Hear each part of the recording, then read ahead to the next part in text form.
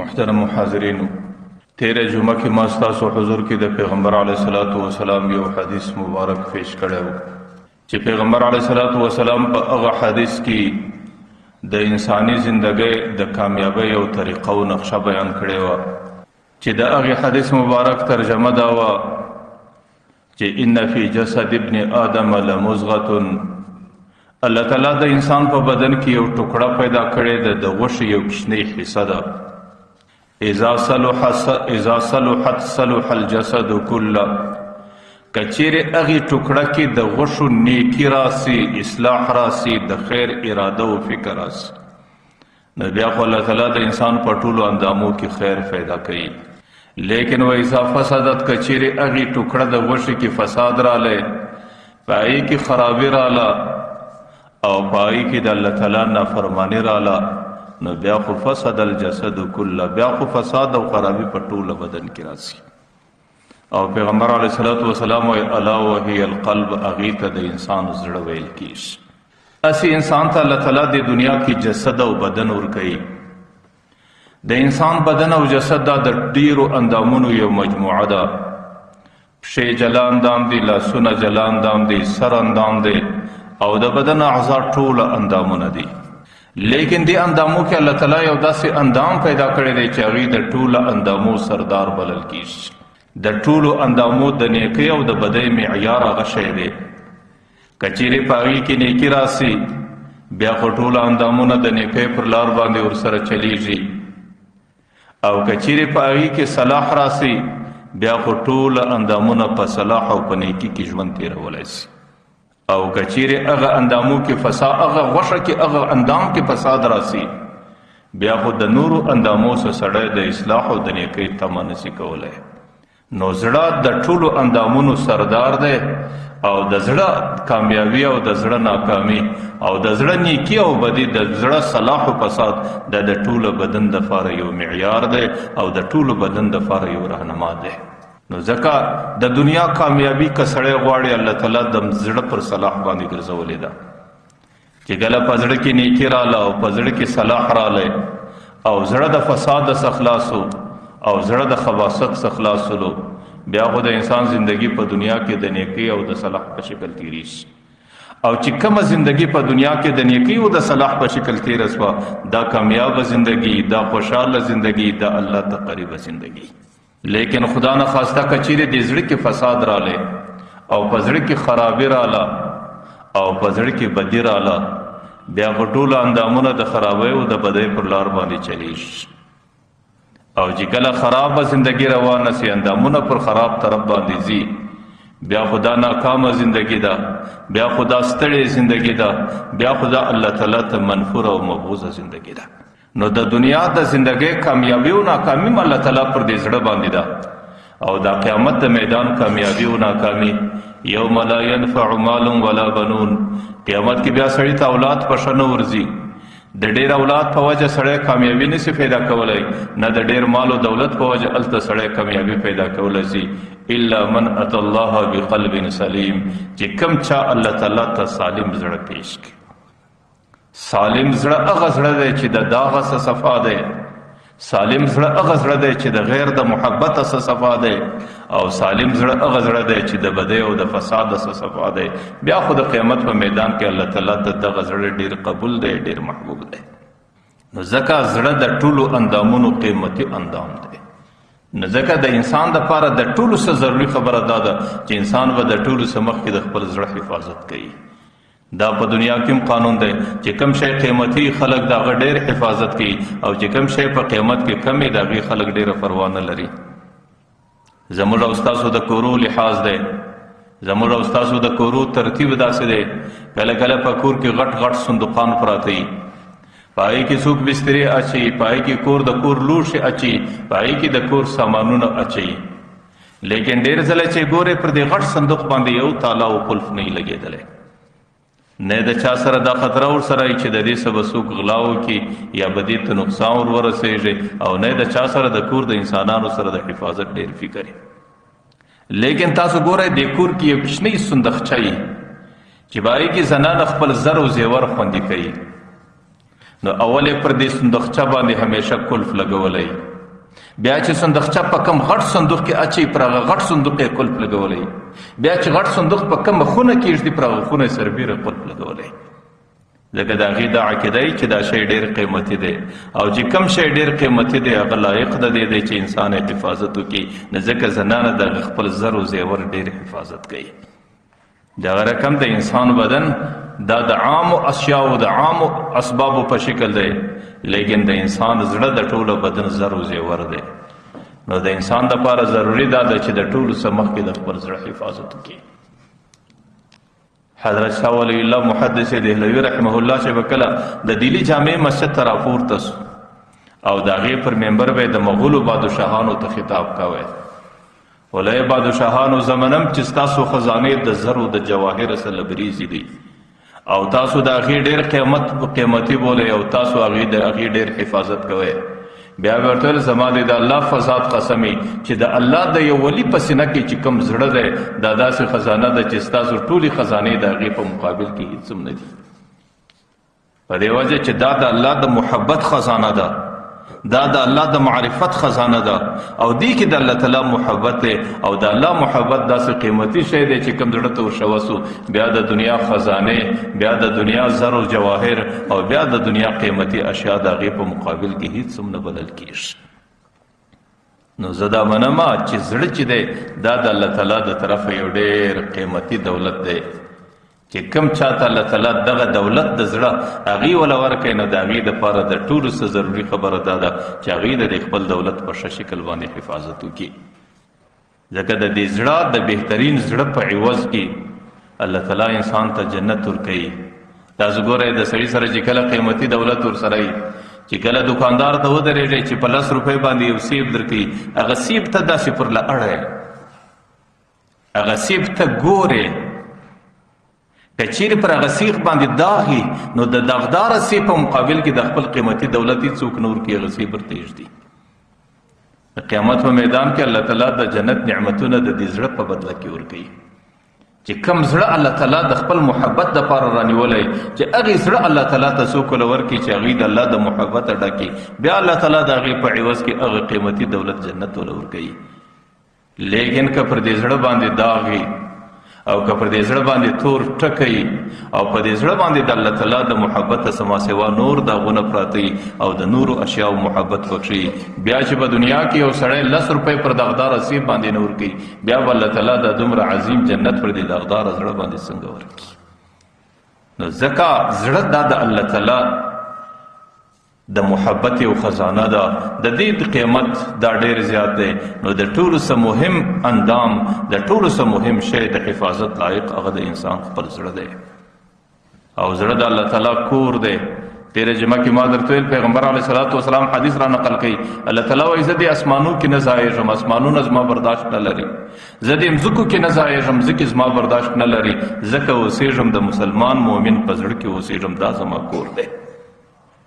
تاسو ګورئ یو سړی چې کور ته راس چې لږ مهذب سړی او په څه باندې پوه سړی، که چیرې په کور کې لږ خیرنوالی او ګندګي نو هغوی دستي ګیله د خپله کوره څه کوي چې یاره دې کور کې دومره ځای صفا نشته چې سړی کې واوسېږي.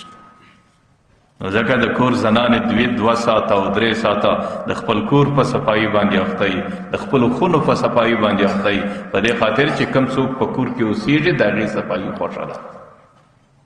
نو دا زړه د الله تعالی کور دی او دې کې الله تعالی اوسېږي. چې کله د دنیا یو بنده په ګنده کور کې استوګنه نه قبلوي نه خوښوي، نو الله تعالی به په ګنده زړه کې څنګه اوسېږي. ځکه زړه دا صفا کول دا د الله تعالی کور دی او دا د الله تعالی د استوګنې ځای دی. الله تعالی ډېر نظیف ذات دی، ډېر صفا ذات دی، د هغې طهارت او نظافت خوښي، هغې ته هغه زړه ډېر منظور او ډېر محبوب وي چې کوم زړه کې صفایي، چې کوم زړه کې سلیم زړه او چې کوم زړه کې نظافت او پاکي ډېر وي. که د یو چا په دماغ کې دا فکر راسي، د هغې په فکر کې دا سوال راسي چې کله د الله تعالی دومره نظیف زړه خوښ دی نو الله تعالی دا زړه ولې په خپله نه صفا کوي؟ ځکه د الله تعالی خو هر امر چې یو شي ته وسي په امر د کون باندې دستي صفا کېږي. نو الله تعالی دې د دې بنده و زړه ته امر د کون وکړي، دا زړه به دستي صفا سي، او چې کله صفا سي بیا به الله تعالی په دې صفا زړه کې اوسېږي.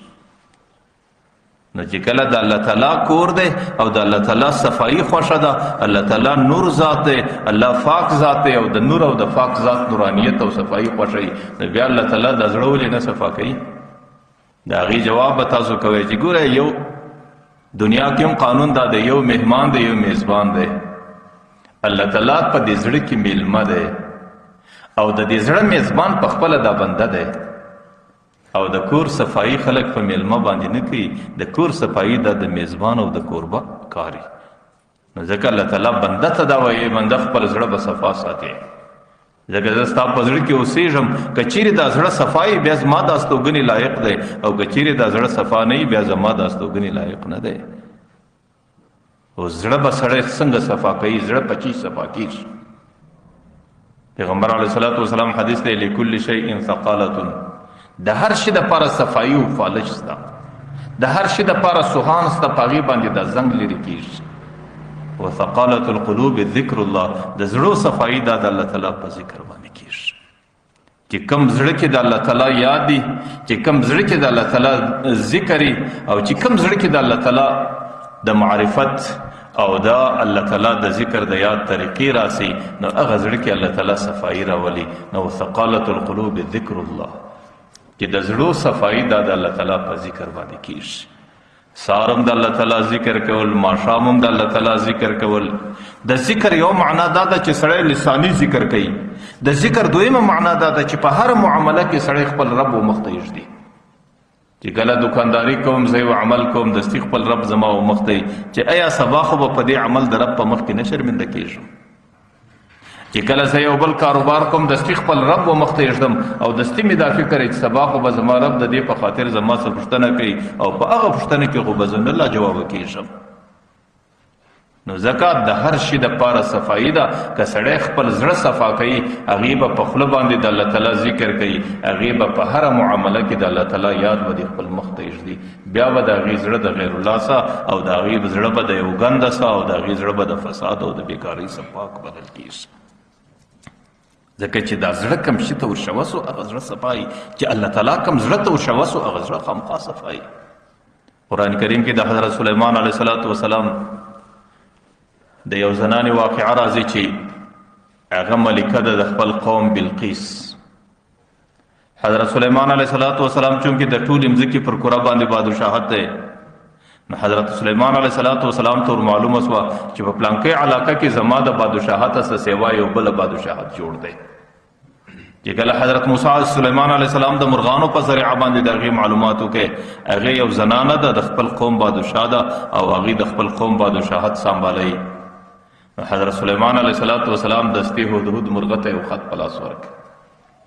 چې کله یې خط په لاس ورکړ، هغه مرغه چې خط راوړی دستي د دې خونې پر کولک باندې ورته کښېناستې. د هغې زنانې د دې خپلو وزیرانو سره مجلس جوړ دی، برای د کولکه څه د خط وریله کوي، د هغې زنانې په دې خپله لمن کې وموښتی، په غېږ کې وموښتی. هغه زنانې چې کله خط خلاص کړي څه پر لیکلي دي؟ وانه من سلیمان وانه بسم الله الرحمن الرحیم. خط د سلیمان د طرفه لیکل شوی دی او په سر کې بسم الله لیکلې ده. او دویم مضمون دا دی وان لا تعلوا علی واتونی مسلمین. نور خپل حکومت پرېږدئ، خپله بادشاهت پرېږدئ، راسئ ما ته تسلیم زما حکومت له راسئ. زنانې چې کله خط وکاتی، دستي یې د خپلو وزیرانو سره مشوره وکړه چې آیا څه به کوو؟ اوس مقابله کوو او که دوی ته تسلیم ول ورځو؟ نو هغوی خو اول ځل راورته وویل نحنو اولو بأس شدید، موږ ډېر مضبوطه خلک یو، موږ ډېر قوي خلک یو، که سلیمان یې که هر څوک یې د هغې هر قسم مقابلې ته موږ تیار. لیکن بیا ورته وویل چې نور زموږ اختیار ستا په لاس دی. دې څه ورته ویل ان الملوک اذا دخلوا قريه، ول بادشاهان چې کله کلي ته راننوځي نو هغه کله فاسدوي، په هغه کله کې خرابي جوړوي. وجعلوا اعزة اهلها اذله، د هغې چې کوم عزتمن خلک یې هغه خلک په ذلیلانو باندې بدل سي. ول زموږ دپاره جنګ و مقابله نه ده مناسب، ځکه په جنګ و مقابله کې بادشاه راځي پر دې کلي باندې حمله کوي، او بادشاه چې کله دې کلي ته راننوتل په دې کلي کې فساد جوړوي، او په فساد شکل دا دی چې بیا به د کلي عزتمن خلک ټول ذلیلوي، هغې به د دې کلي څه وسي. او ظاهرا خو د هغې دا ترجمه ده چې کوم صوفیه کرام دي د دې عجیبه ښایسته ترجمه کوي. هغه وایي ان الملوک اذا دخلوا قريه، د ملوک او بادشاهانو سره الله تعالی مراد دی، د قریه سره د سړي خپل زړه مراد دی. چې کله د الله ذات د انسان وزړه ته راشه وس دغه د انسان زړه د الله تعالی کور دی، نو بیا په دې زړه کې الله تعالی فساد راولي، دا زړه پر له اړوي.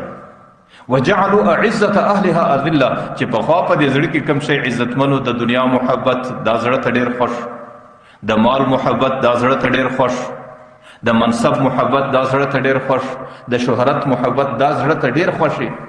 وجعلوا اعزه اهلها اذله، دا د دې زړه سره وباسي، دا د دې زړه سره لري کې بیا سړی ته معلوم ډیر فضیلت ښکاره کیږي، بیا سړی ته خپل منصب هم ډیر فضیلت ښکاره کیږي، او بیا سړی ته خپل شهرت او د دنیا ګټې ډیرې ذلیله معلومیږي، او دې وخت کې صرف عزتمن سړی ته د الله ذات ورپاتې. نو ځکه زړه دا د ټول بدن د صلاح سردار دی. که چیرې په زړه کې د سړي صلاح راسي او نیکي راسي او په زړه کې داسې شکل راسي چې الله تعالی د سړي سره راضي سي، بیا خو په بدن کې صلاح ده، په بدن کې نیکي ده، بیا خو بدن ته الله تعالی پر دې ځمکه باندې د سکون او د خوشحالۍ ژوندګي ورکوي. او چې کله د قیامت ورځ راسي د الله تعالی په حضور کې هغه څوک ډیر کامیاب وي، الله تعالی د هغه چا سره ډیر خوشحاله چې هغه خپل زړه قلب سلیم الله تعالی ته پیش کړي. زکات د ټولو سلوي بنیاد ده چې سړی د خپل زړه صفایي وکړي، د خپل زړه پاکواله سره وکړي. اوس د زړه صفایي او پاکواله څنګه کیږي؟ دې زړه باندې الله تعالی څلور دروازې ټاکلي دي. انسان به د ټولو سمخ کې د هغه څلورو دروازو غټه پیراداري کوي. که چیرې د هغې څلورو دروازو څخه دې زړه ته شر را نسي، بیا خو د انسان زړه د خرابۍ او د شر څخه محفوظ وي. او که چیرې هغه څلور لارې چې زړه له راځي، هغه څلور دروازې چې زړه له راځي، که چیرې هغه دروازې د سړي څخه ازادې پاتې شولې، بیا د هغې څخه زړه ته هر قسم مواد راځي، د خیر مواد هم راځي، د شر مواد هم راځي، د نیکۍ مواد هم راځي، د بدۍ مواد هم راځي، د فساد مواد هم راځي، د صلاح مواد هم راځي. نو د زړه اولنې د دې دروازو خیال ساتل. تاسو دنیا کې ګورئ چې سکله سړی یو خونې ته راننوځي، ډېر ځله پر تورو باندې یا پر فرنیچرو پر المارۍ باندې ګړز پروت وي. نو دستي انسان په دې خونه کې شاوخوا ګوري چې کومه لار خلاصه ده، کومه دروازه خلاصه ده، کوم روشندان خلاص دی، کوم کلکین خلاص دی چې د هغې په خاطر دا دوړه راغلې ده، چې د هغې په خاطر دا خرابي راغلې ده، او د هغې په خاطر دا حجره ټوله خرابه سوې ده. نو بیا انسان دستی هغه صفایي کوي، هغه کلکین بندوي چې در څو پورې هغه کلکین بند کړی نه وي، در هغې وخته پورې که زر واره دا صفایي وکړي، دا صفایي دویمه ورځ برته په خرابۍ باندې بدلېږي. نو زړه ته هم الله تعالی داسې یو دروازې ورکړي دي، که چیرې د هغې دروازو په ښه شکل باندې حفاظت وسي، بیا خو د زړه صفایي په ډېر ښه شکل باندې کېږي. او که چیرې د هغې دروازو په باره کې د سړي څخه غفلت وسي او لاپروايي اوسي، هغه دروازه خلاصه پاتې سي، هغه دروازه آزاده پاتې سي، بیا خو زړه کې خرابي راځي، په زړه کې فساد راځي، او بیا زړه د بیکارۍ سره مخامخ کېږي. په هغه دروازو کې چې الله تعالی پر دې زړه باندې لګولې دي، د هغې کې اولنۍ دروازه هغه د انسان سترګې دي. بس د سترګو په لار دې زړه ته ګندګي راځي. د ټولو څخه اولنۍ حفاظت هغې پر انسان باندې د خپلو سترګو دی. پیغمبر علیه الصلاۃ والسلام حدیث دی، الله د الله قول را نقل کی، حدیث قدسی دی. الله تعالی ورته یا ابن آدم جعلت لك عینین، ما سترګې درکړي دي. دا هغه شی دی چې د زړه دروازه ده، دا صورتونه، دا شکلونه، دا منظرې، دا ټولې دې زړه ته رسي. نو یا ابن آدم جعلت لك عینین وجعلت علیهم الغطاء، ای بنده ما سترګې درکړي دي، پر دې سترګو مې دغه پردې لګولې دي. فانظر بعینیک ما احللته لك، چې کوم شی درته حلال او درته روا دی په سترګو باندې هغې ته ګوره. والا فاجعل علیه الغطاء، که چیرې ناروا و بس پرده پر راکشوه بس. نو سترګې الله تعالی دا د یو نعمت په شکل سړي ته ورکړي دي، او زما دا یقین دی چې سترګې هغه عظیم نعمت دی چې د هغې عوض دا ټوله دنیا نه لري. لیکن ما او تا ته په مفته کې راغلی دي، زما او ستا پر دې ستړیا نه ده لګېدلې، زما او ستا پر دې دولت نه دی خرڅ سوی، او ما خو تا پر دې باندې ستړیا کش کړې نه ده، نو ځکه زما او ستا سره د دې سترګو څه قدر دی. ورنه دا هغه دولت دی چې د دې ټولې مځکې کره چې ده هغه د دې قیمت نشي پېښولی. که چیرې زه یو سړي ته دا وایم چې سړی زه د دوې سترګې ستاسو اخم او د دې ټولې مکرې حکومت و مال و دولت ټوله تا ته درکوم، خو خالد دا دوې سترګې به ستا ړندې د دې سبا به بیا ته څه نه وینې. که هغه سړی چیرې دانا سي، که هغه سړی هوښیار سي، که هغه سړی عقلمند سي، هغه هېڅکله دې سودا ته نه تیارېږي چې زما څه د سترګې واخیستل سي دا ټوله دنیا دې زما یې بیا زه څه کوم. نو د دې معنا دا ده چې د دوو سترګو قیمت دا ټوله دنیا سړی څوک نه لري. نو سترګې دا د الله تعالی نعمت دی. الله تعالی ورته وایي جعلت لک عینین، سترګې خو مې درکړي دي لیکن پر سترګو باندې مې پرده لګولې ده، د باڼوګانې پرده دي. نو ته په سترګو باندې هغه څه ته ګوره چې تا ته روا وي، والا فاجعل علیه الغطاء، که ناروا وه دستې پرده پر راکشوه، دا سترګې بیا مه خلاصوه. ځکه دغه سترګې که سړی صحیح استعمال کړي بیا خو په لږ زمانه کې په دې سترګو باندې سړی ډېر ثواب ګټلی شي. په دې سترګو که سړی بیت الله ته ګوري، بیت الله ته کتل دا عبادت. په دې سترګو که سړی د قرآن تورو ته ګوري، د قرآن صرف تورو ته کتل عبادت. په دې سترګو که سړی د مور پلار مخ ته د محبت په نظر باندې ګوري، الله تعالی پر هر نظر باندې د یو حج د عمرې د قبول ثواب ورکوي. په دې سترګو باندې که سړی د یو دیندار، د یو عالم، د یو بزرګ، د یو شیخ مخ ته د محبت په نظر باندې ګوري، دا عبادت. ځکه علماء لیکلي دي زموږ دین کې څلور شان ته نفس ورته کتل عبادت دي. که سړی بیت الله ته نفس ګوري هیڅ نه وایم عبادت دی. که سړی د مور پلار مخ ته د محبت په نظر صرف ګوري عبادت دی. او که سړی عالم ته ګوري دا عبادت دی. او که سړی د قرآن و تورو ته ګوري ویلی نه شي هسې سره وغوړی بس د محبت په نظر ورته ګوري، دا کتنه عبادت دی. نو ځکه سترګې الله تعالی د دې دپاره درکړي دي چې سړی په هغې باندې د الله تعالی قرب او د الله تعالی عبادت پیدا کړي. لیکن خدا نخواسته که د هغه سترګې هغه شیانو ته ګوري چې کوم شیان په شریعت کې موږ ته ناروا ګرځولي دي، بیا خو سترګه په ګناه کې ده، بیا خو سترګه په زنا کې ده، او بیا سترګه زناکاره ده، او بیا سترګه د جهنم د تللو یو لاره ده. بس پیغمبر علیه الصلاة والسلام وایي العینان تزنیان، دا سترګې زناکاره کېږي. و زناهما النظر، د هغې زنا بدنظري ده چې سړی بدنظري کوي، دا سترګه زناکاره. ځکه د زړه د حفاظت اولنۍ دروازه چې د هغې په وجه باندې د انسان د زړه حفاظت کیږي هغه د انسان سترګې دي. سړی به خپلې سترګې محفوظه ساتي.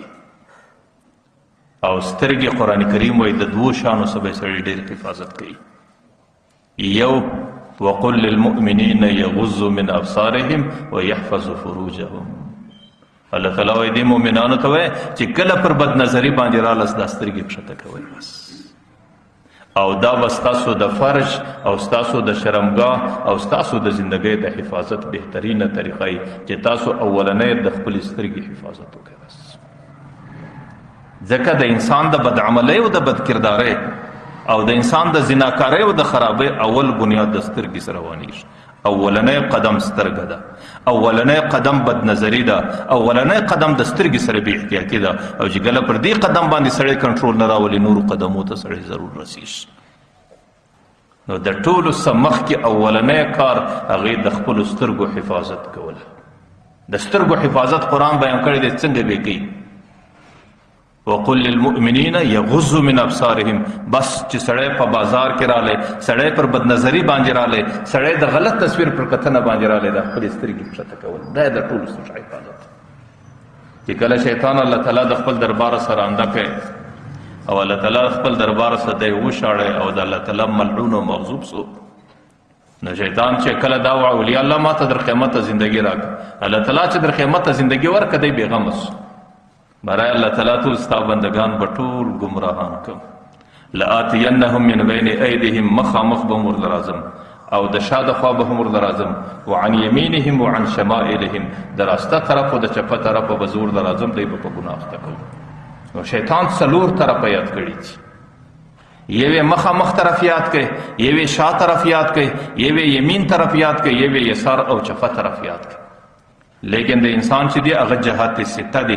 جهات سته معنا شپږ جهات دی. د څلور یاد کو، یو چې فوق دی هغه نه کوي یاد، یو چې لاندې دی هغه نه کوي یاد.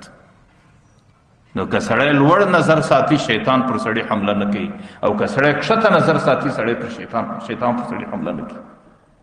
لیکن دې دواړو کې لوړ نظر که سړی ساتي سړی ته خپله زندګي ګرانېږي. ته اسمان ته ګوره، په لاره کې روانې، په دې کې به وموښتې، په دیوال کې به وموښتې، لار به در سه ورکه سي او هغه د تګ نقشه به در سه ورکه سي. نو سړی بیا زندګي نشي کولی که سړی لوړ ګوري. نو د ټولو څه اهمه لار، د ټولو څه د حفاظت ښه لار ده چې سړی نظر کښته. نو ځکه وقل للمؤمنین یغضوا من ابصارهم، خپل نظر به سړی کښته کوي او کښتوالی د نظر دا د انسان د حفاظت بهترینه طریقه ده. بلکل د سترګو ته دومره موقع مه ورکوه، بلکل د سترګو ته دومره وخت مه ورکوه چې هغې غلط ځای نظر وکړي. کله د سړي نظر پر د خپلو پښو باندې عادت سو او پر مځکه باندې عادت سو، بیا انسان د بدنظرۍ سه، بیا انسان د ګناه سه، بیا انسان د جنسیت او شهوانیت د ټولو ګناهو سه محفوظه دی. او دا ډېر لوی کمال دی او دا د الله تعالی په حضور کې ډېر لوی اجر دی. پیغمبر علیه الصلاة والسلام حدیث دی، یو سړی د بدنظرۍ پر ځای باندې راغی، یا په لاره کې یو داسې شکل ورته ښکاره سو چې د نفس دې ته غوټه ووایي چې زه دا ووینم، یا د ټلیفون پر صفحه باندې د یو داسې چا تصویر رالی چې د نفس دا غوټه ووایي چې زه دا ووینم. او زه ډېر ځله دا وایم چې د لارې تصویر دومره خطرناکه نه دی لکه د ټلیفون پر صفحه باندې سړی راسي. ځکه د لارې د تصویر د کتلو، د لارې د شکل او د صورت د کتلو د هغې موده ډېره کمه وي، لیکن تصویر خو په ټلیفون کې ستا په لاس دی، که 1 غنټه ورته ګورې که 5 غنټې ورته ګورې. بهرحال د سړي پر یو بدنظري باندې عادت رالی او د سترګې تقاضا دا ده چې زه بدنظري وکم او دا نفس هم د دې غوښتنه کوي، لیکن صرف اور صرف یو سړی د الله د بیرې د خپل نظر کښته کړي او د ټلیفون صفحه هم د مخه سواړي، هلته هم چې نظر رالی دستي کښته وګوري. پیغمبر علیه الصلاة والسلام وایي الله تعالی به داسې ایمان ورکړي یجد حلاوته فی القلب، چې د هغې ایمان خوږوالی به دی په دې زړه کې محسوسوي چې الله تعالی ماته څومره خوږ ایمان راکړی دی. د هغه ایمان په خوند به سړی پوهېږي. نن خو مصیبت دا دی ما او تا د ایمان په خوند باندې نه پوهېږو. د ایمان خوند ځکه نه رامعلومېږي چې زه کله په مسجد کې کښېنم، په مسجد کې زه 5 منټه نسم کښېنستی لکه زه چې پر ورو پر سکروټه باندې ناست یم. او چې کله زه د باندې په محفل کې کښېنم چې یا غیبت دی یا بهتان دی یا د دنیا د سر ګناه ده، لړلی مجلس دی، په هغې کې په ګنټو نه دیخېږم نه ستړی کېږم. د دې سره معلومېږي چې زما سره د ایمان قدر نسته، راسره زما په ایمان کې حلاوت ته خوږوالی نسته. او چې د کوم چا په ایمان کې حلاوت ته خوږوالی راسي هغې بیا په مسجد کې زندګي داسې تېروي لکه په اوبو کې چې ماهي څنګه زندګي تېروي. د هغې بیا زندګي په مسجد کې خوشحاله وي، د هغې بیا زندګي په مسجد کې په سکون او په ارام په راحت باندې. د پیغمبر علیه الصلاة والسلام حدیث دی چې کم سړی د بدنظرۍ پر ځای باندې رالی او د الله د بیرې خپل نظر کښته کوي، الله تعالی به داسې ایمان ور نصیب کوي چې د هغې ایمان حلاوت، لذت، خوږوالی او خوند دا به ټول دی په دې خپل زړه کې محسوسوي. نو اولنی شی چې د هغې دا زموږ څه شریعت دا وایي چې تاسو به خپلې سترګې د هغې څه محفوظه کوئ، هغې بدنظري ده. او دویم شی چې د هغې په خاطر باندې موږ هغې ته به نه ګورو، هغه الله تعالی قرآن کریم کې وایي ولا تمدن عینیک الی ما متعنا به ازواجا منهم. د دنیا مال او دولت ته به ډېر نه ګورئ چې د دې سړي سره څنګه مال دی، د دې سړي سره څنګه دولت دی، د دې سړي سره څومره بهترینه سوارلي ده او د دې سړي سره بهترین څومره بهترین کور دی، دې ته به سړي نه ګوري. نو په زین کې به یو حسن ته نه ګورې او یو به مال ته نه ګورې. چې د کم چا نظر د بل پر مال او دولت باندې لګیږي او هغې ته د حسرت او د غوښتنې په شکل باندې ګوري، الله تعالی در مرګه پورې هغه سړي ته شکر په زړه کې نور نصیب کوي. که سړی د شکر زندگی غواړي او د الله تعالی پر نعمت باندې د قناعت زندگی غواړي، هغې به د بل مال او دولت ته نه ګوري، نه به د هغې پر طرف باندې نظر اړوي او نه به هغې ته د غوښتنې او د دې په نظر باندې ګوري چې کاش دا زما سره وای، کاش څنګه وای. حضرت عبدالله ابن مبارک رحمه الله زموږ د بزرګانو کې ډېر لوی بزرګ تېر شوی دی. هغې وایي پر ما باندې یو زندگی ډېره د پریشانۍ او ډېره د خفګان زندگی تېره شوه. یو وخت داسې و چې زما زندگی ډېره په خفګان او پریشانۍ کې وه. د هغې وجه دا وه چې زما زندگی د مالدارانو په کلي کې وه او چې کله مې زندگی د مالدارانو په کلی کې وه، زه چې به سهار د کور راوتم د ده کور به زما د کور څه ښایسته و، د ده سوارلي به زما د سوارلي څه ښایسته وه، د ده لباس به زما د لباس څه ښایسته و. زما په زړه کې به دا راغلی دستي چې دا رقم کور، دا رقم لباس، دا رقم سوارلي، دا به څنګه پیدا کړم. بس په دغه فکر، په دغه سوچ، په دغه حالاتو کې پر ما باندې زندگی به ټوله ورځ په پریشانی کې تېرېدله. لیکن یو بل زندگی به الله تعالی ډیره د سکون او د خوشحالۍ راکا. زه د هغه مالدارانو د کور سره عالم هغه د مسکینانو په کلی کې مې واړو، او چې کله د مسکینانو په کلی کې زما زندگی روانه سوله، بیا خو زما زندگی ډیره د سکون ځکه وه چې زه به سارا وطن د کور سره زما کور دی به په کرایه پروت و، زه به په خپل کور کې پروت وم، دی به پر پښو باندې در بازار پورې تللی، زه به پر خپل سکوټر باندې تلم، او دی به دا رقم چې دی به د بل سره په مزدوري کې لګیا و، زه به په خپله دکانداري کې لګیا وم. ما چې به خپله زندگی ته وکتل و ده ته به مې وکتل، بیا به ما ته پر دې خپل زندگی باندې الله تعالی ډېر شکر راکوی، او دا زما ډېره د سکون زندگی و، دا زما ډېره د خوشحالۍ زندگی و.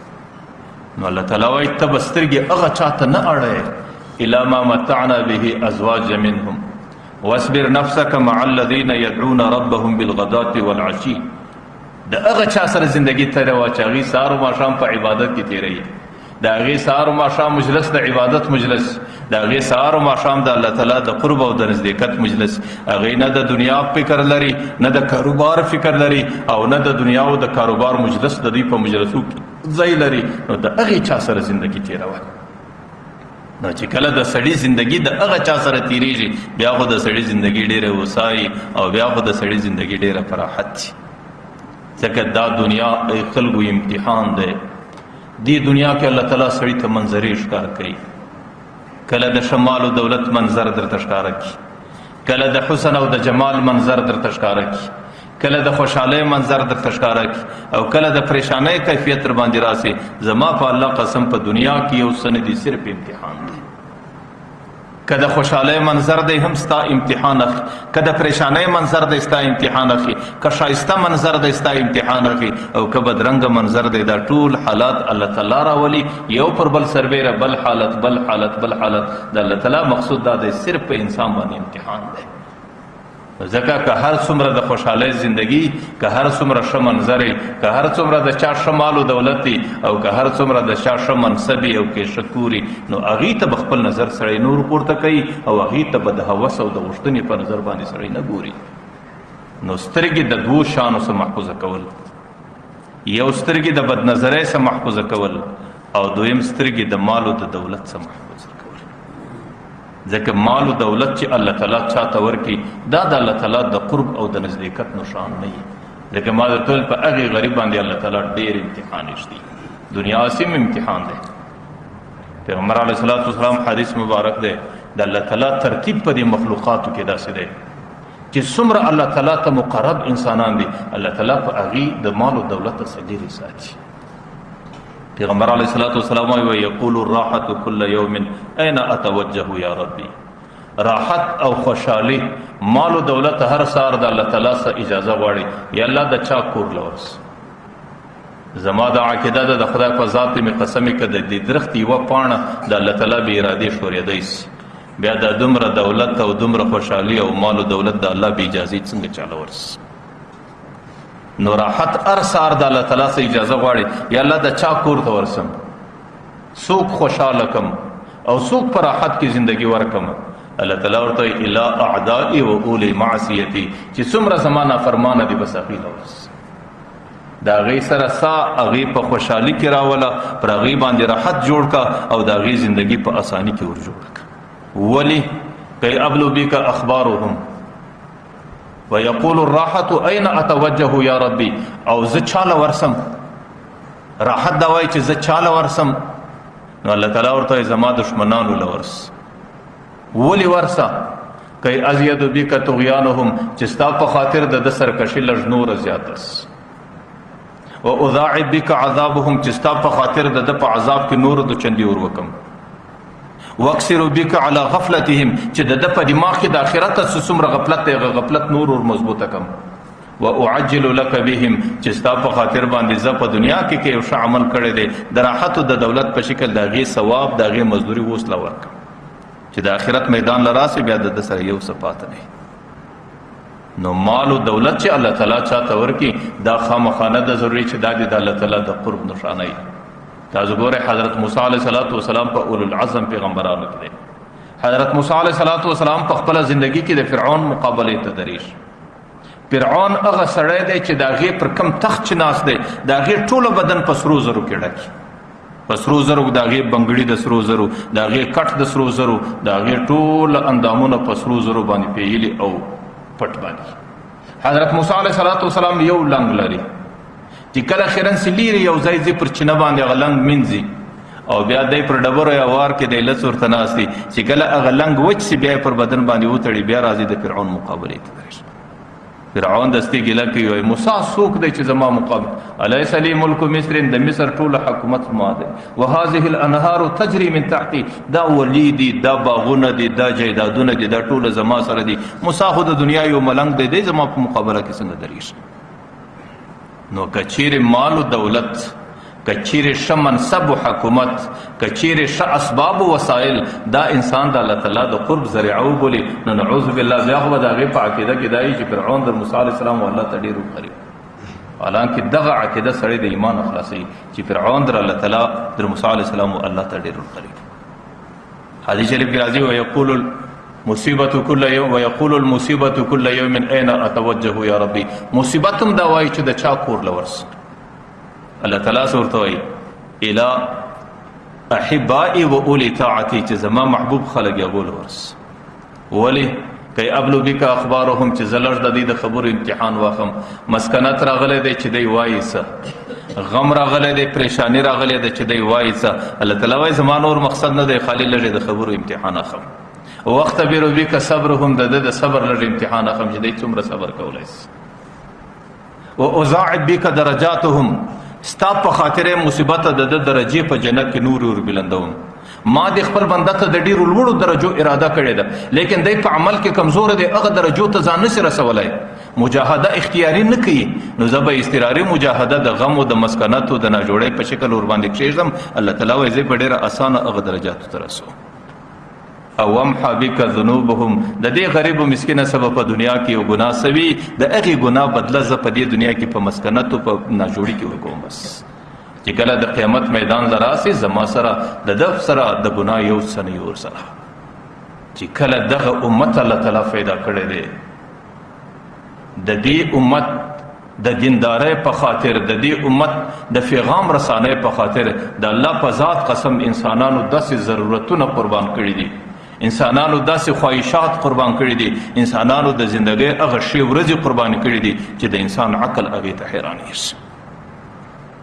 انسانانو ځانونه قربان کو، انسانانو کورونه قربان کو، انسانانو بچان قربان کو، انسانانو د زندګۍ ضرورتونو او راحتونه ټوله قربان کو.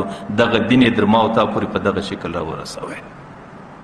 هغې خپل بدنونه پر چټایانو باندې وسولول، هغې شپې په کلو کلو در سهارو پورې روڼې پاته کړې په دې خاطر چې د دین را روان نسل ته څنګه ورسېږي. ځکه دې امت کې چې کم مصیبت او تکلیف پر سړي باندې راځي دا د الله تعالی د محبوبیت علامه وي. حدیث شریف کې راځي چې کله دغه مصیبت زده خلک، دغه مسکنت زده خلک او دغه پریشان حال خلکو ته الله تعالی د قیامت په میدان کې هغه نعمتونه ورکوي. نو یود اهل العافیه لو ان جلودهم قد قرضت بالمقاریض. دغه راحتمن خلک به الته چې د نعمتو ته ګوري هغې به دا وایي کاش په دنیا کې بدنونه په غچانو غچې سوي وای او دغه نعمتونه نن زموږ هم په نصیب سوي وای. ځکه دنیا کې امتحان راځي او په دنیا کې ستړی راځي، په دنیا کې مشقت راځي، په دنیا کې تکلیف راځي. نو دویم بسترګې سړی د دغه حالاتو سره ګرځي. دې حالاتو ته به نه ګوري چې پر ما باندې ولې مسکنت دی، دې حالاتو ته به نه ګوري چې پر ما باندې ولې بیماری ده، پر دې حالاتو ته به نه ګوري چې زه ولې د غربت سره مخامخ یم، او دې حالاتو ته به نه ګوري چې زه ولې د ستړي ژوند او د مشقت سره مخامخ یم. ځکه د زړه د حفاظت اولنۍ دروازه دا د انسان سترګې دي، او سترګې به سړی د دوو شیانو څخه محفوظ ساتي. یو به د بد نظرۍ او د غلط نظر کولو څخه ساتي، بیا په دې زړه کې صفایي پاتېږي، او دویم به د دنیا د زیب و زینت څخه او د دنیا د اسبابو د وسایلو سره د حرص په شکل باندې د هوس په شکل بسړی د بل مال او دولت ته نه ګوري، بیا د سترګې د زړه ته خیره نه راوړي، بیا د سترګې د زړه صفا پاته کولی شي. زه دا درته وایم چې دنیا نو د دوو شانو حفاظت، د سترګو حفاظت د بدنظرۍ دا وایم چې بدنظري کول دا زموږ په معاشره کې ډېر عام مرض او عام رواج دی. که چیرې بازار لور سه هم په دغه مصیبت اخته کیږي، که هسپتال لور سه هم په دغه مصیبت اخته کیږي، او که ټلیفون خلاص کې هم په دغه مصیبت اخته کیږي، او که یو سرکاري ادارې لور سه هم په دغه مصیبت اخته کیږي، او که ایرپورټ او هوایي میدان لور سه هم په دغه مصیبت اخته کیږي. ځکه چې د انسانانو سره حیا کم اسوا، او اضافاتک الحیاء فافعل ما شئت، چې حیا کم اسوا بیا انسانان په هر شکل زندگی تیروي. او زه دا وایم چې په معاشره کې د ټولو څخه خطرناکه بیماری او د ټولو څخه خطرناکه خرابي او مرض هغه نن د انسانانو بدنظري ده. د هغې وجه دا ده چې دا ګناه د هر چا څه کېږي، دا هم د ملا څه کېږي، هم د امي څه کېږي، هم د مشره څه کېږي، هم د کشره څه کېږي، هم د حاجي څه کېږي، هم د صوفي څه کېږي. نن خو ډېرې ګناهونه داسې دي چې هغې عام انسانان نشي کولی، هغې د بیرې په خاطر نشي کولی. یو سړی دی خدا نه خواسته هغې زنا نشي کولی، ځکه هغه حاجي او صوفي او مولوي سړی دی، نو د هغې به په کوم شکل بدنامي، هغې د خپلې بدنامۍ په خاطر نشي کولی. یو سړی غلا نشي کولی، په دې خاطر نشي کولی که چیرې پر دې باندې زه ونیولسم زما سره به کوم سلوک کېږي. یو سړی درواغ نشي ویلی، ځکه که زیر پر دې درواغو باندې زما هغه عزت وجاهت به ټول ختمیږي. یو سړی شراب نشي خوړلی، هغه په دې خاطر باندې چې په دې معاشره کې شراب خوړل د یو چا دپاره هغې د څومره ذلت او رسوایي ذریعه جوړېږي. لیکن دغه بدنظري چې ستا په جیب کې د ټلیفون په شکل ده او ستا د سترګو دربېښو باندې په هر ځای کې تا ته میسره ده، په دې بدنظري باندې ډېر انسانان اخته، او دا هغه بدترین مرض دی. د خدای په ذات قسم د دې اثر د یو تور داغ په شکل برای راست پر دې زړه باندې راځي چې کله یو سړی د خپل نظر حفاظت نه لري، دا هغه بدترین مرض دی، او دا هغه بدترینه ناجوړي ده، او دا به هغه بدترین زهر دی چې د دې اثر برای راست د انسان پر دې زړه باندې لګېږي، او د دې په خاطر د انسان پر دې زړه باندې تور داغ لګېږي. او چې کله بار بار سړی کوي، بیا دا زړه مکمل تکتور او چې تکتور په هغه زړه کې دستي د زنا خواهش دی، په هغه زړه کې د ګناه خواهش دی، په هغه زړه کې د غلطي ارادې خواهش دی، په هغه زړه کې د غلطي غوښتنې خواهش دی. چې کله په زړه کې خرابي رااله، او د زړه د خرابۍ اولنی بنیاد هغه دا دی چې د سړي څخه بدنظري وکړي، او الله تعالی ته په ټولو کې مبغوض عمل دغه دی. دا ګوره یو سړی دی، د هغې او د خاوند زنانه ده، د زنانې او د خاوند په مابین کې د محبت او د الفت زندگی. خاوند په هیڅ شکل باندې دا نشي برداشتولی چې دا زنانه و بل چاته وګوري، ځکه دا د خاوند د غیرت خلاف دی. خاوند پر دې باندې ځان ووژني، که چیرې زنانه په غلط حرکت باندې وویني او د بل چا په اراده باندې وویني، خاوند یې وژني. زنانه هم په هیڅ شکل دا نشي برداشتولی چې هغې د دې خاوند په بل چا په بل طرف باندې نظر ځي، ځکه دا د دې د محبت او د غیرت خلاف دی. چې کله یو معمولی بنده د بنده به څه حیثیت وي، د بنده به څه استعداد او صلاحیت وي، بنده به هیڅ، د بنده په وجود باندې کومه سمیږي، د بنده په عدم کومه خرافیږي. چې کله بنده په دې خپل صلاحیت او په دې خپل وجود باندې د خپل غیرت په تقاضا دا نشي برداشتولی چې زما د کور زنانه بل چاته وګوري، او زنانه چې زما خاوند سره زما محبت دی او ما د هغې سره د محبت اراده لرلې ده، او دی بل چاته وګوري، نو الله تعالی د دې مخلوقاتو بل چاته نظر نه برداشتوي. الله تعالی د مخلوقات په خپل محبت پیدا کړي دي. حدیث شریف دی، الله تعالی وایي کنتو کنزا مخفیا، زه په دې کائناتو کې یو پټه خزانه وم، فاحببت ان اعرف، ما ته دا ډېره محبوب و چې زه په دې کائناتو کې وپېژندل سم. فخلقت الخلق لاعرفني، د مخلوقات مې د دې دپاره پیدا کړو چې ما وپېژني. نو دغه مخلوق چې الله تعالی پیدا کړی دی د خپل محبت په خاطر پیدا کړی دی، او دا مخلوق الله تعالی د خپل معرفت لپاره پیدا کړی دی.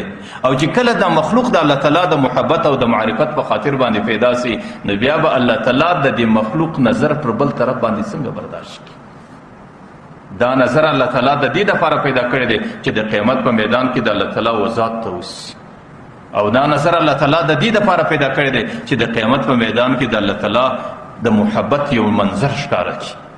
لیکن که چیرې دغه نظر د الله د ذات څخه بغیر په غلطه طریقه باندې سړی پر بل طرف باندې اچي، الله تعالی هېڅکله دا نه برداشت کوي. پیغمبر علیه الصلاۃ والسلام وایي انا اغیر ولد آدم، زه د آدم د اولاد د ټولو څخه غیرتمن انسان یم، لیکن والله اغیر مني، الله تعالی در ما ډیر غیرتمن ذات دی، په ما کې دومره غیرت نشته لکه د الله تعالی په ذات کې چې څومره غیرت دی. نو ځکه غلط نظر کول، بد نظری کول او پر غلطو طریقو باندې تلل او پر غلط طرف باندې خپل نظر کشول، دا د الله تعالی د غیرت خلاف خبره ده. او چې کوم عمل د الله تعالی د غیرت خلاف وي، الله تعالی پر هغه عمل باندې انسان ته بدترین سزا ورکوي او د دې سزا به خامخا انسان ویني. حضرت جنید بغدادي رحمه الله ډېر لوی بزرګ، د هغې سره یو مرید ورسره دی. د حضرت جنید بغدادي رحمه الله به همیشه امام هغه د 20 کالو یا د 30 کالو څخه د قرآن کریم حافظ. یو ورځ په یو لاره کې ورسره دی، په لاره کې یو کشر انسان دی، لغړزنی شکل دی، هغې ته الله تعالی ښایسته رنګ ورکړی دی. هغه د حضرت جنید بغدادي مرید باره د کشر ځوان ته وکتل، هغې عیسائی دی. حضرت جنید بغدادي ته وایي ورته حضرت الله تعالی دغسې ښایسته شکلونه هم جهنم ته ور اچوي. حضرت جنید بغدادي رحمه الله دستي ور باندې پوس باره ورته وایي سړی ستا په دې نظر کې لږ خلل و، د دې خپل نظر اصلاح وکړه. هغې د دې استاد خبره داسې سپکه ومنله، نو هغې دوباره دې غلط نظري باندې رالی، لیکن د هغې سزا الله تعالی چې ماښام کور ته ولاړی، چې سهار پورته کېدی، د 20 کالو د قرآن حافظ چې سهار له یو حرف د قرآن په یاد. نو ما درته ویل چې کله د الله نظر د ذات دپاره پیدا کړی دی او دغه نظر ته د الله د ذات څخه سوا بل چاته کوي، بیا به د هغې سزا الله تعالی دا د الله غیرت نه برداشت شي، بیا به د هغې سزا الله تعالی تا ته څنګه نه درکړي. یو کتاب کې لیکلي د مصر په جامع مسجد باندې یو موزن دی، هغه لوړې موزن خانې ته وخاتی، د اذان کولو دپاره وخاتی، چت ته وخاتی، پر چت باندې سربیره موزن خانه ده، په هغې کې اذان کوي. چې کله اذان موزن خانې ته ودرېدی، شاوخوا کې یو نوی کور راغلی دی، کډه راغلی ده، د هغې د کور یو زنانه د هغې د خپل ولي کالي غوړوي، هغې ته الله تعالی حسن ورکړی دی او د ده نظر پر هغې باندې په غلط شکل باندې ولګېد. دستی د هغې ما درته ویل بد نظري یو تور داغ دی، یو غشی دی. پیغمبر علیه الصلاۃ والسلام وایي دا نظر سهم من سهام ابلیس، دا د ابلیس یو غشی دی، سړی په دې زړه کې ولي. نو هغه غشی پر دې زړه باندې ولګېدی، چې ولګېدی ختلی د اذان دپاره دی چې زه به اذان کوم. دستي په دې فکر کې سو چې دغه زنانه به خپل لاس ته څنګه ورسوم. چې کله د هغې معلومات وکړې هغه ټوله عیسایان دي، د هغې پلار یې راوغوښت چې هغې کله چت ته راوخاتی، دستي هغه ورته ویل زموږ او ستاسو کلتور جلا دی، زموږ او ستاسو دین جلا دی، زموږ او ستاسو که یو شرط پر ځای کولی شي، که چیرې زموږ دین او زموږ مذهب ته راوښتی شي، بیا دا ممکنه ده. هغه موزن پر هغه ځای باندې دا فیصله وکړه چې اسلام به پرېږدي، عیسایت ته به ورشوی کېږي. او چې کله د دې چته سره شوی کېدی، پښې یې وښویېدلې پر هغه ځای، پر مزغې باندې رایله سو، مزغه یې مړ سو، مات سو، پر هغه ځای وفات سو. یو سړی ختلی د اذان دپاره، د دین د اعلان دپاره، د الله تعالی اواز در انسانانو پورې رسوي، لیکن چې هلته غلط نظري ځینې وسوله، الله تعالی دا سزا وله ورکړله چې برطرف شوی کېدی، روح یې په داسې حالت کې وځي چې په هغې کې د ایمان ذره نشته. مولانا زکریا رحمت الله علیه په ذیل حج کې یو خبره لیکلې ده، د بد نظرۍ په مرض کې اکثر خلک نن سبا ما درته ویل چونکې اقدار بدل سلو، نو چې کله انسان حج له ولاړ سي، عمرې له ولاړ سي، هلته د بد نظرۍ حالات پر سړي باندې ډېر زیات راسي. مولانا زکریا رحمت الله علیه لیکلي دي تیرو ادوارو کې شاید دا تکلیفونه نه وو، دا ترتیبونه نه وو. یو سړی روان دی د بیت الله په طواف کې، د الله په کور کې روان دی، د یو بلې زنانې د دې پښو باندې پازیب دی، د هغې شرنګی دی، د دې د سترګو دربیښ صرف د بد نظرۍ په شکل د هغې د پښو پازیب ته وکتل. وایي د رکن یماني د طرفه څخه یو بدترین لاس راووتی، هغې پر دې سترګو باندې ووهی او بیا ورته ویل که د آینده غلط حرکت وکړې در دې به د سزا سخت وي. هغه سړی په دې سترګو باندې ړوند سو، در مرګه بیا په سترګو بندېدل. مولانا زکریا رحمت الله علیه فضایل حج کې تاسو ګورئ، هغې دا واقعه لیکلې ده. نو زه دا وایم چې د ټولو څه لوی مرض اوس دغه دی چې د انسان څه بدنظري ډېره کېږي، او بدنظري هغه دروازه ده چې د دې په ذریعه باندې براه راست په دې زړه کې ګندګي او فساد راځي. ان الله لا یغفر ان یشرک به ویغفر ما دون ذلک. الله تعالی په دې ټولو ګناهونو کې ټولې ګناهونه معافوي، لیکن یو الله مشرک ته معافي نه کوي. ولې نه کوي؟ ځکه دا د الله د غیرت تقاضا ده چې کم بنده الله تعالی د خپل ځان د عبادت لپاره پیدا کړی دی هغه بنده د الله تعالی سره بل څوک مشرک ګرځي او د بل چا سره شرک کوي او هغه د الله سره شریک بولي دا د الله غیرت نه برداشت شي نو ځکه الله تعالی مشرک ته په ټوله زندگی کې معافي نه کوي نو یو وجه دا هم کېدای شي چې دا د الله تعالی د غیرت خلاف خبره وي نو په دې وجه باندې زه دا وایم چې انسان که خپل زړه صفا ساتي د زړه د صفایۍ دپاره 4 دروازې دي پر 4 دروازو به همیشه پیره لري اولنۍ دروازه هغه د سترګو دروازه ده چې دا به همیشه در نظر لاندې ساتي ما درته ویل چې په سترګو کې د سړي څه کمزوري اوس الله تعالی ته ډېر نامحبوب عمل الله تعالی هغه بنده ته سزا ورکوي ځکه الله تعالی ته هغه سترګې ډېرې خوښي چې د الله څخه بغیر بل چاته نه ور اوښتي پیغمبر علیه السلام حدیث دی من ابتلا بحبیبته یو سړی الله تعالی د سترګو په ناجوړي یافته کوي سترګې ړندې ثم صبر علیه بیا پر دې ړندوالي باندې صبر وکړي بس الله ته صبر دی لم یکن عوضه عندي الا الجنه الله وایي زما سره د جنت بغیر بل عوض نشته ځکه کم چا څه چې الله تعالی سترګې واخیستلې او بیا پر دې سترګو ړندوالي باندې صبر پسې وکړي د الله تعالی په دربار کې د هغې جنت 100% کې یقیني دی الله تعالی وایي زما سره د هغې دپاره د جنت بغیر بل څه نشته د هغې وجه څه ده د هغې وجه دا ده چې دا سترګو بل چاته نه وکتل او الله تعالی ته هغه سترګې غیر ناخوښه وي چې کومې سترګې د الله تعالی د ذاته بغیر بل چاته ګوري یو حدیث شریف کې راځي یو بنده الله تعالی مرزاده ړوند پیدا کړي ډېر کسان داسې او چې کله بیا وفات نو د قیامت په میدان کې د الله نعمت د الله د ټولو څه لوی نعمت د الله تعالی دیدار دی د الله تعالی د دیدار غوندې بل نعمت نشته د الله تعالی دیدار جنتیانو ته د خپلو حالاتو مطابق د درجو مطابق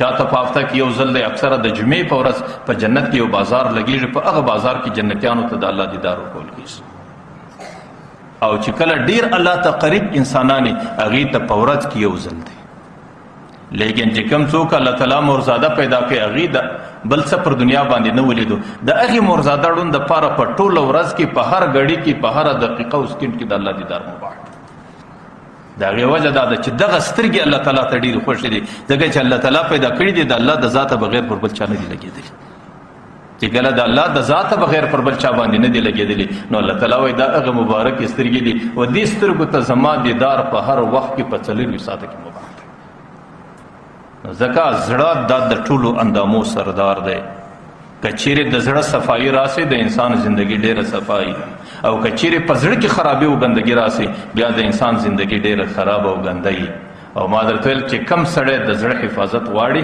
پر زړه باندې الله تعالی 4 دروازې لګولي دي اولنۍ دروازه د سترګو دروازه ده دویمه دروازه د ژبې دروازه ده او دریمه دروازه د غوږ دروازه ده او څلورمه دروازه هغې د دماغ او د سوچ او د فکر دروازه ده که چیرې دغه 4 دروازې سړی په خپل کنټرول کې وساتي او په حفاظت کې وساتي بیا خو زړه د خرابۍ څخه تر ډېر حده پورې محفوظ وي او که چیرې په دغه 4 دروازو کې سړی احتیاط نه لري او دا دروازې د سړي څخه ازادې پاتې سي بیا خو زړه له ګندګي راځي بیا خو زړه له توروالی راځي بیا خو زړه له خرابي راځي او چې کله په زړه کې خرابي راغله بیا د بدن په ټولو اندامو کې خرابي راځي نو د سترګو د دروازې متعلق موږ مجلس وکړي که جمعه وه د دې نورو دروازو متعلق به را روانه جمعه کې مجلس کوو الله تعالی دې دا څو خبرې قبولې کړي واخلي